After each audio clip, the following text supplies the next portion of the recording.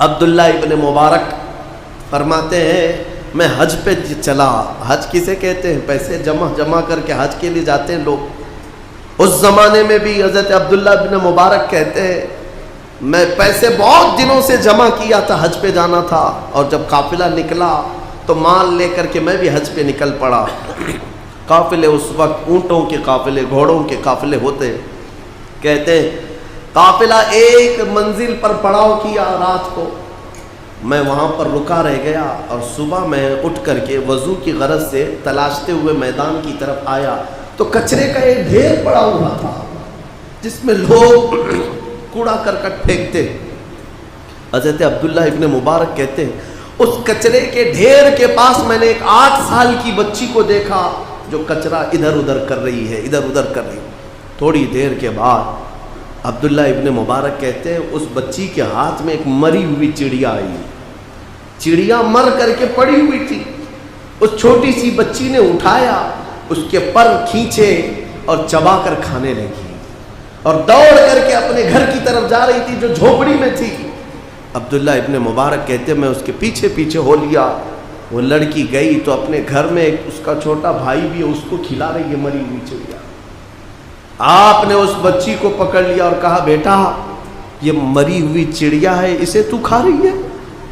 وہ بچی رونے لگی, بابا کیا اسلام 4 دن کی بھوک کے بعد بھی مری ہوئی چڑیا کھانے کی اجازت نہیں دیتا؟ ہمارے گھر میں اس کے علاوہ ہے کیا جو ہم کھا کر کے اپنے حلق کو تر کریں؟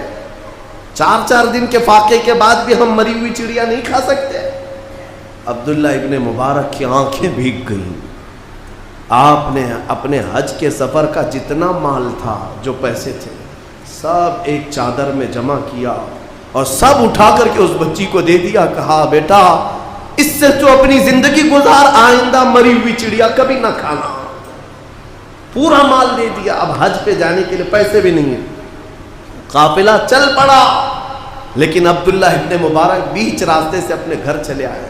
لوگ کہتے رہے, لوگ کیا بولیں گے, حج پہ گئے, نکلے بڑی شان سے اور بیچ راستے سے تم لوٹے جا رہے ہو, حج پہ نہیں جاؤ گے؟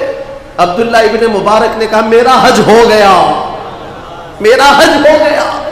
میرے مصطفیٰ کی امت کے غریب کے حلق کو تر کرنا یہ میرا حج ہے. چلے آئے واپس.